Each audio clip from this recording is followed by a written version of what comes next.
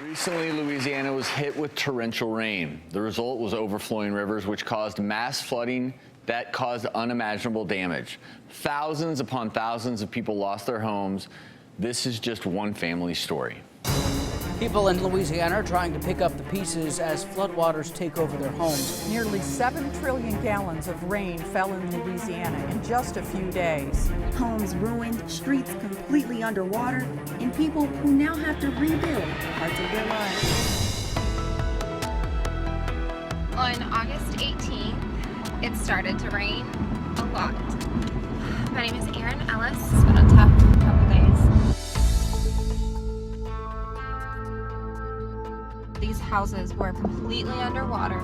In front of every person's house, you see mattresses. Tons of couches, desks, table and chairs, doors, sheetrock, insulation, everything that these people own. It's just turned into trash on the side of the road. And this is basically what every street in Baton Rouge looks like right now.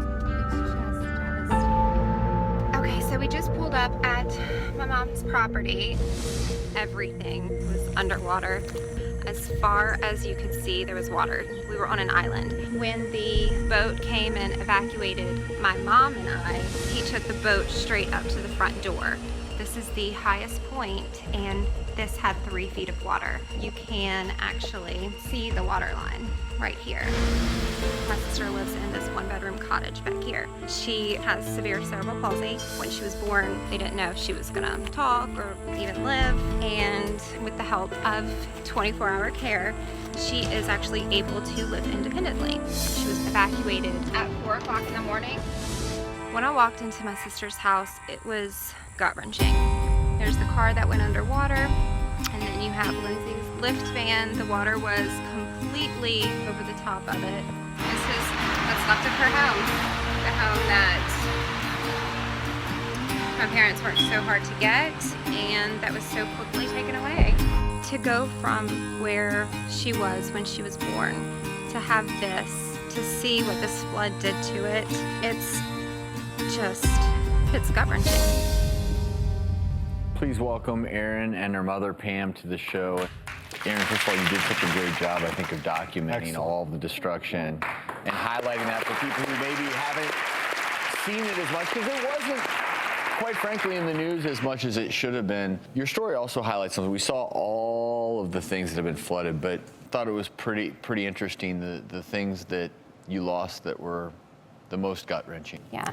The pictures, baby books, even my husband's ashes were filled with water.